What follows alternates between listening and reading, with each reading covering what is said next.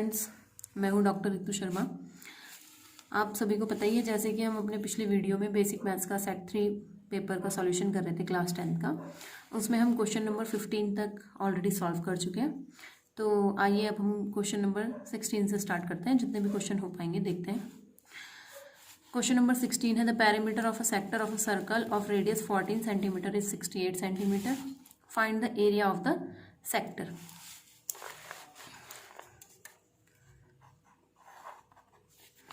इसमें दिया है कि parameter of a sector of a circle of radius 14 centimetre is 68 centimetre.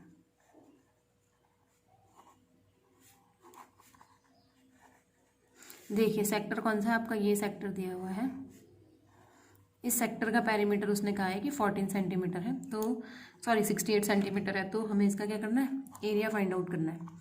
तो सबसे पहले क्योंकि पैरामीटर 68 सेंटीमीटर है, तो हमारे पास पैरामीटर इक्वल टू क्या आएगा, 14 plus this arc length will be equal to 68 centimetre. तो हम लिख सकते हैं 68 is equal to 14 plus arc length. यहाँ से हमें पता चलेगा कि क्या 68 माइनस 28 इज इक्वल टू हो जाएगा हमारा आर्क लेंथ, यानी कि 40 सेंटीमीटर हमारा हो जाएगा क्या, आर्क लेंथ। अब आप सभी को पता है आर्क लेंथ का फॉर्मूला क्या होता है, 2 pi R into theta by 360। This is a formula of arc length. अब हम यहाँ पर 2 से इसको कट कर लेंगे, 20 by pi r is equal to theta by 360। यहाँ से हम क्या कर रहे हैं, थीटा की वैल्यू फाइंड आउट कर रहे हैं। तो थीटा की वैल्यू हमारे पास हो जाएगी 20 इंटू 360 बाय 22/7 इंटू आर की वैल्यू 14। इसको हम कट कर लेंगे, तो ये हो जाएगा हमारे पास theta is equal to 5 into 360 by 11। चलिए इसको यहीं पर छोड़ देते हैं। अब हमारे पास एरिया ऑफ सेक्टर हमें फाइंड आउट करना है। एरिया ऑफ सेक्टर का फॉर्मूला हमारे पास क्या होता है, एरिया ऑफ सेक्टर का फॉर्मूला हमारे पास होता है पाई आर स्क्वायर थीटा बाय 360। तो यहाँ से हमें मिल जाएगा क्या, पाई आर स्क्वायर। देखिए आप सीधे डायरेक्टली थीटा बाय 360 की वैल्यू भी पुटअप कर सकते हैं। थीटा बाय 360 की वैल्यू क्या है, 20 बाय पाई आर। तो हम यहाँ पे वैल्यू सीधे भी रख सकते हैं, थीटा की जगह 20 by pi r. Pi r से हमारा पाई आर कैंसिल हो जाएगा, तो हमारे पास 20 इंटू आर की जगह हम रख देंगे 14। तो ये हो जाएगा 280 सेंटीमीटर स्क्वायर। ये हमारा क्या आ जाएगा, एरिया ऑफ सेक्टर। ठीक है। अब आप देखिए आपका नेक्स्ट क्वेश्चन है। इसमें जो और वाले क्वेश्चन है वो भी मैं करके दिखा रही हूँ आप लोगों को, ताकि किसी को भी कोई भी प्रॉब्लम ना हो, जिसने जो भी क्वेश्चन सॉल्व करा उसको फाइंड आउट कर सके। तो इसमें नेक्स्ट और में एक क्वेश्चन है, the circumference of a circle is 39.6 centimetre, find the area. तो इसमें बोल रहा है कि सर्कमफ्रेंस कितना है, सर्कमफ्रेंस आपको दिया है इसने 39.6 centimetre and we have to find the area. आपको पता ही है सर्कमफ्रेंस का फॉर्मूला क्या होता है, 2 पाई आर, यानी कि आर इज इक्वल टू कितना हो जाएगा, 39.6 बाय 2 पाई। एरिया आपको बताइए क्या होता है, पाई आर स्क्वायर।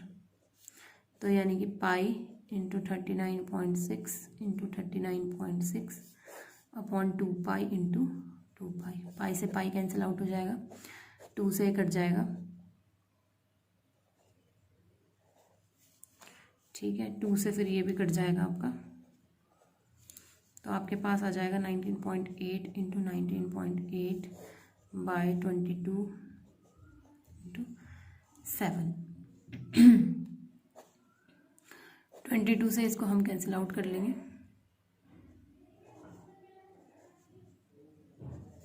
9.9 टाइम्स। ठीक है, और अब हम इसको मल्टीप्लाई कर लेंगे।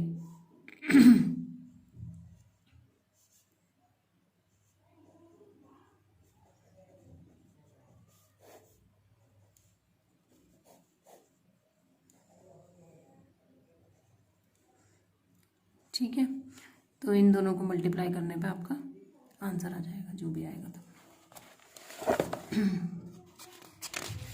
नेक्स्ट क्वेश्चन है आपका क्वेश्चन नंबर 17।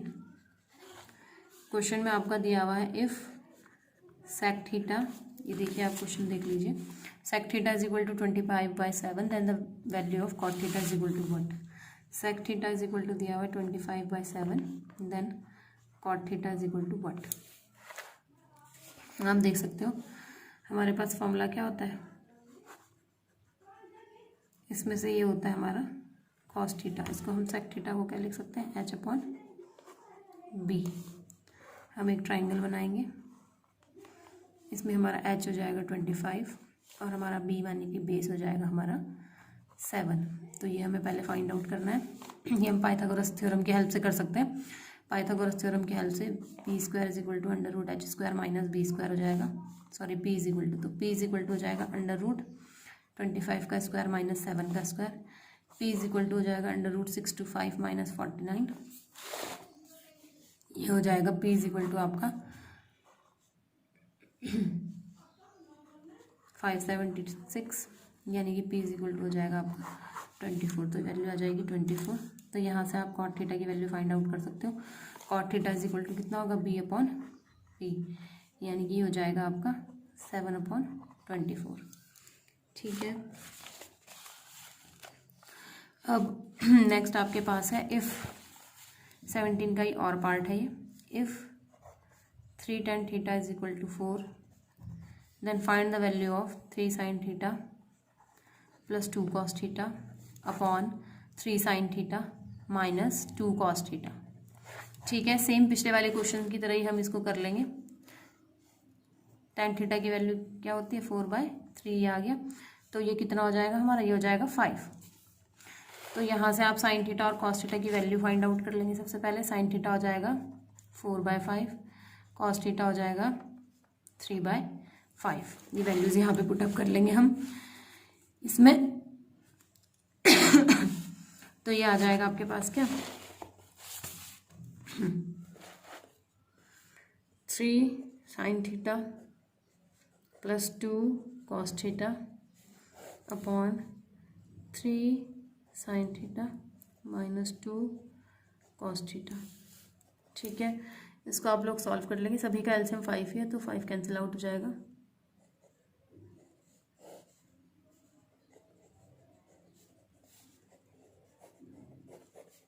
इसकी वैल्यू आ जाएगी आपकी 3। ठीक है, नेक्स्ट आपका है क्वेश्चन नंबर 18। क्वेश्चन नंबर 18 आपका है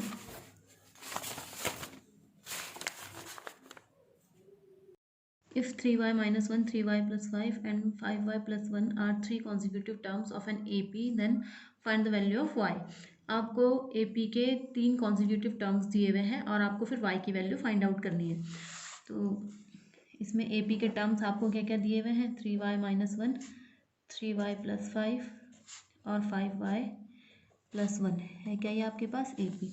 मान लिया आपने ये A है, ये B है, ये C है। तो आपको पता ही है कि AP में क्या होता है, 2b is equal to a plus C. तो इसमें वैल्यूज पुट कर लेंगे हम। b की जगह में 3y प्लस 5, a की जगह में 3y माइनस 1 और c की जगह में 5y प्लस 1। इसको सॉल्व कर लेंगे, 1 से 1 कैंसिल आउट हो जाएगा। तो ये आपके पास हो जाएगा 10 इज इक्वल टू 2y, यानी कि y इज इक्वल टू आपके पास आ जाएगा 5। इसमें नेक्स्ट क्वेश्चन देखिए आपके पास है क्वेश्चन नंबर 19। इन फिगर 1, ये फिगर 1 है, D is parallel to B C, A D is equal to 3 centimetre, B D is equal to 2 centimetre. Then find out area of A D upon area of A B C. आपको दिया हुआ है D is parallel to B C है, तो A D is equal to इसमें दिया हुआ है 3 है और बी डी इसमें दिया हुआ है 2 है। आपको फाइंड आउट करना है ratio of areas of A D and A B C. आपको पता ही है मिड पॉइंट थ्योरम की हेल्प से हम क्या लिख सकते हैं, हम लिख सकते हैं area A D E upon area A B C is equal to A D square upon A B square, या फिर D E square upon B C square, या फिर A E square upon A C square.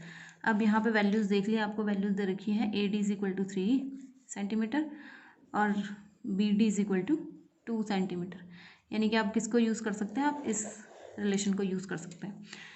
अब देखिए area of triangle A D E upon area of triangle A B C आपके पास हो जाएगा ए डी स्क्वायर यानी कि 3 का square upon A B square. A B को देखिए आप क्या लिख सकते हैं, A D plus D B, इसको आप लिख सकते हैं A D plus D B का स्क्वायर।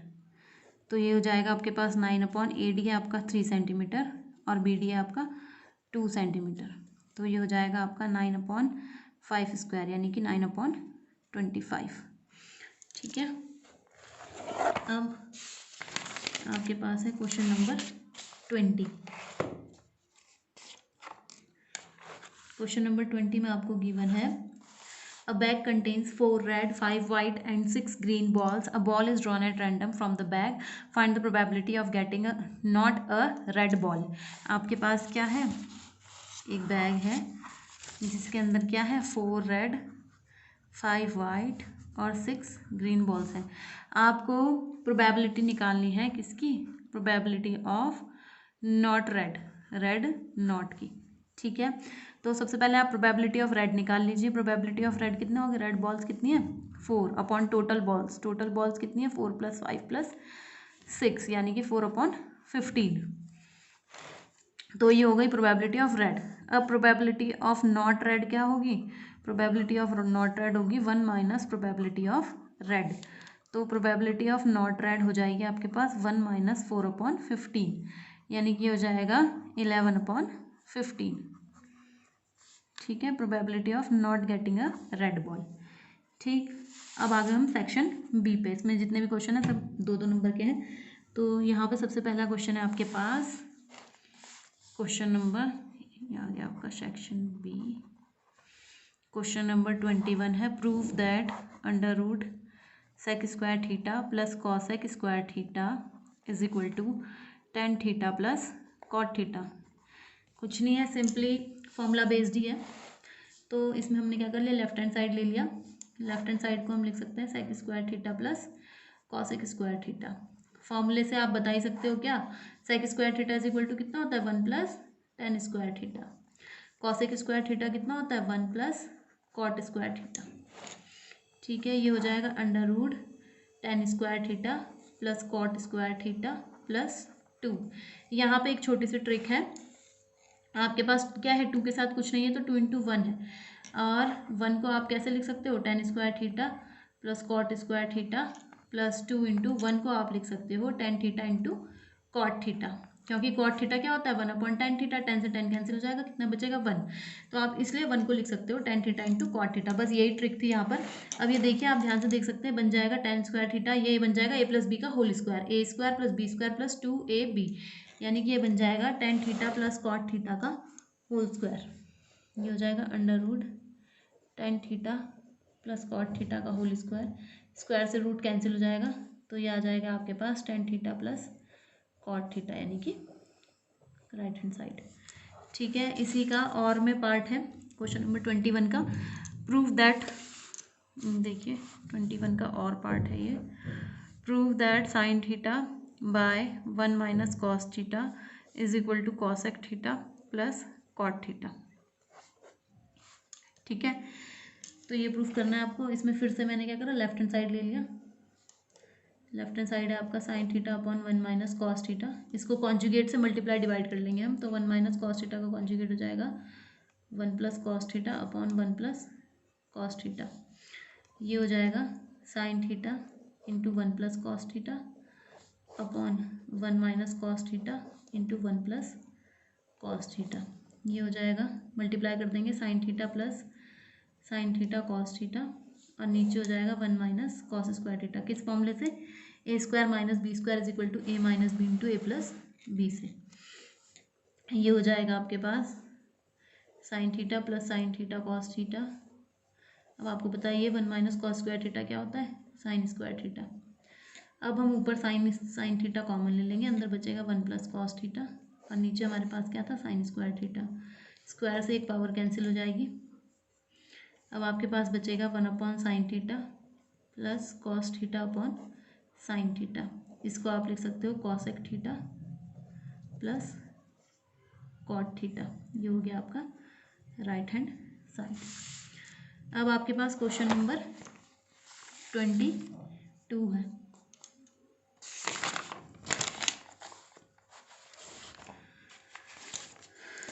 क्वेश्चन नंबर 22 है आपके पास। देखिए फिर प्रोबेबिलिटी का क्वेश्चन है ये। अ बैग कंटेन्स, फिर से एक बैग आ गया जिसमें 5 रेड 8 वाइट और 7 ब्लैक बॉल्स हैं। A ball is drawn at random from the bag, find the probability that the ball is, इसके दो पार्ट है। पहला पार्ट है बॉल इज रेड और वाइट, दूसरा है नॉट अ वाइट बॉल। तो पहला पार्ट है इसका रेड और वाइट गेंद। आपको क्या निकालना है, या तो रेड हो या तो वाइट हो। तो रेड गेंद कितनी है आपके पास 5, वाइट कितनी है 8, अपॉन टोटल कितनी है 5 + 8 + 7। ये पहला हो जाएगा, ये हो जाएगा आपके पास 13/20। ये हो जाएगा आपके पास फर्स्ट का आंसर। सेकंड पार्ट है इसका नॉट अ वाइट बॉल। अभी मैंने इसी टाइप का आपको क्वेश्चन बताया था। पहले हम निकाल देंगे probability of white. Probability of white कितनी हो जाएगी, 8 वाइट बॉल्स थी आपके पास, टोटल थी 20, यानी कि हो जाएगा 2/5।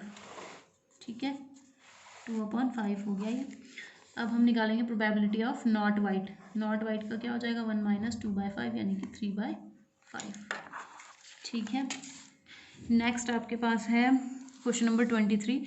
Find the value of p for which quadratic equation x² - 2px + 1 = 0 has no real roots. इसमें क्या बताना है आपको, नो रियल रूट्स, यानी कि इसके रूट क्या है, नो रियल रूट। तो नो रियल रूट के लिए क्या कंडीशन होती है आपकी, नो रियल रूट के लिए कंडीशन होती है आपकी b² - 4ac is less than 0। जब होता है तभी हमारे पास नो रियल रूट्स होते हैं। यहाँ पे हमारी इक्वेशन है x² - 2px + 1 = 0। यहाँ पे a = 1 है, b = -2p है और c = 1 है। तो ये हो जाएगा b² - 4ac is less than 0, यानी कि हो जाएगा 4p² - 4 इज लेस देन 0, यानी कि ये हो जाएगा 4p² इज लेस देन 4, यानी कि ये हो जाएगा आपके पास p² इज लेस देन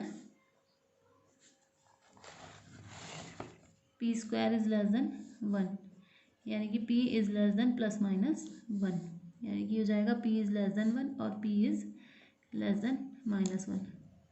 दोनों ही कंडीशन में क्या होगा, सेटिस्फाई करेगा नो रियल रूट। नेक्स्ट है आपके पास question number 24। 2 dice are thrown at the same time. Find the probability of getting different numbers on the 2 dice. आपके पास क्वेश्चन है कि 2 डाइस को सेम टाइम पे थ्रो किया गया। आपको प्रोबेबिलिटी फाइंड आउट करनी है कि दोनों डाइस पे डिफरेंट नंबर्स आए। ठीक है, डाइस में आपको पता है कौन कौन से नंबर होते हैं, 1 2 3 4 5 6 पहले डाइस में, और दूसरी डाइस में भी 1 2 3 4 5 6 ये नंबर हो सकते हैं। ठीक है, आप जब इनके पेयर्स बनाते हैं तो पेयर्स कैसे बनते हैं, पूरा एक से एक नंबर से हमारे पास 6 पेयर बनते हैं। तो 6 से हमारे पास पूरे 36 पेयर्स बनते हैं। जैसे कि पहले 1 को ले लेंगे 1 के साथ, 1 को 2 के साथ, 1 को 3 के साथ, 1 को 4 के साथ, 1 को 5 के साथ और 1 को 6 के साथ। इसी तरह से फिर 2 को 1 के साथ, 2 को 2 के साथ, 2 को 3 के साथ, 2 को 4 के साथ, 2 को 5 के साथ और 2 को 6 के साथ। तो ऐसे ऐसे करने पर आपके पास कितने आते हैं टोटल, इस तरह से आपके पास टोटल 36 पेयर्स आ जाते हैं। मतलब total outcomes of the event आपके पास कितनी हो जाती है, 36 हो जाती हैं। अब ये कह रहे हैं आपको कि 2 dice at the thrown at the same time, find the probability of getting different number of on 2 dice, यानी कि दोनों डाइस पे क्या नंबर आ रहे हैं, डिफरेंट आ रहे हैं, यानी कि एक जैसे नंबर नहीं आ सकते। यानी कि आपके पास 1 1 नहीं आ सकता, 2 2 नहीं आ सकता, 3 3 नहीं आ सकता, इसी तरह से 4 4 नहीं आ सकता, 5 5 नहीं आ सकता और 6 6 नहीं आ सकता। यानी कि आपके पास टोटल कितने नंबर कम हो गए, 1 2 3 4 5 6 नंबर्स ऐसे हैं जो आपके पास नहीं आ सकते। तो 36 में से 6 गया, बचे नंबर कितने 30, और टोटल कितने थे 36। तो आपकी प्रोबेबिलिटी कितनी हो जाएगी, इवेंट की प्रोबेबिलिटी हो जाएगी, इसको हम कट कर लेंगे,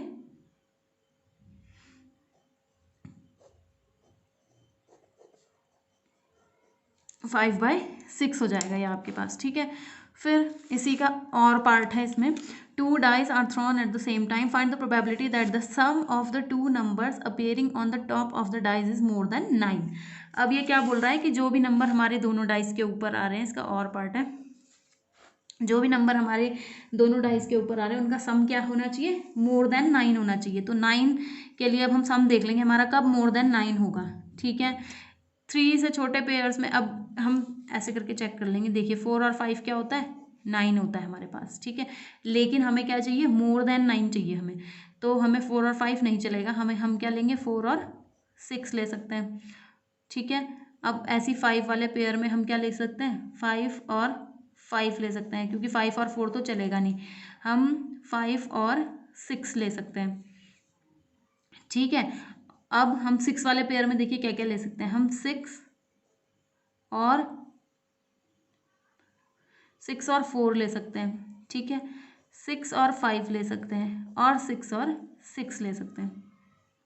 बस यही हमारे पास इवेंट्स बनेंगी, जितनी भी हमारे पास बनेंगी वो हमारे पास क्या बन गई, ये बन गई। देखिए ये भी 9 से ज़्यादा है, ये भी 9 से ज़्यादा है, ये भी 9 से ज़्यादा है, ये भी और ये भी। तो हमारे पास टोटल कितने हो गए, 1 2 3 4 5 6 इवेंट्स हो गए।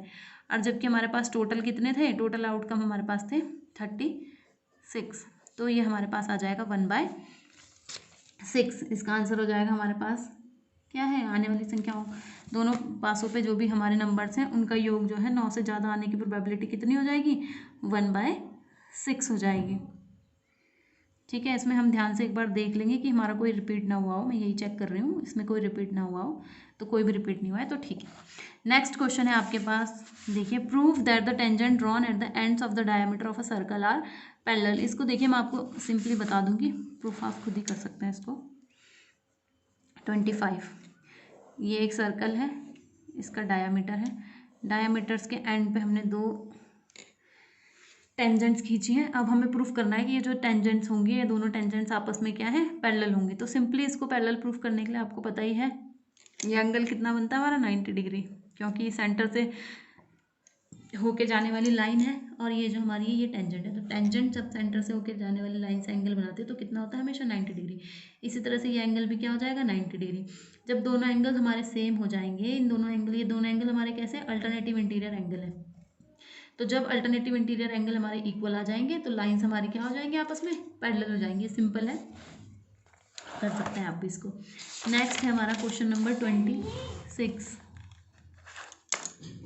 देखिए क्वेश्चन नंबर 26 में आपको गिवन है कि in figure OACB is a quadrant of a circle with centre O and radius 7 centimetre. If OD is equal to 4 centimetre then find the area of the shaded region. मैं figure बना लेती हूँ यहाँ पर।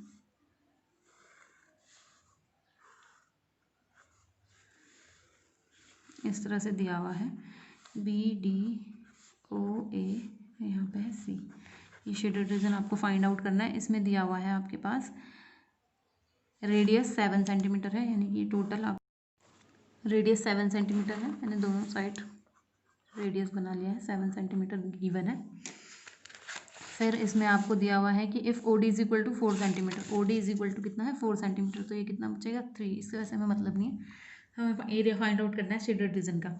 तो इसमें डायरेक्टली आप देख सकते हैं एरिया ऑफ शेडेड रीजन क्या हो जाएगा, इज इक्वल टू हो जाएगा एरिया ऑफ क्वाड्रेंट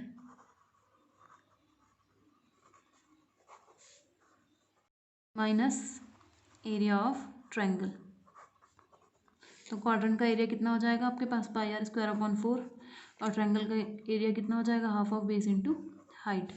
इसमें देखिए पाई की वैल्यू 22/7, आर की वैल्यू है 7 × 7/4 माइनस हाफ ऑफ बेस है 7 और हाइट है इसका कितना, 4।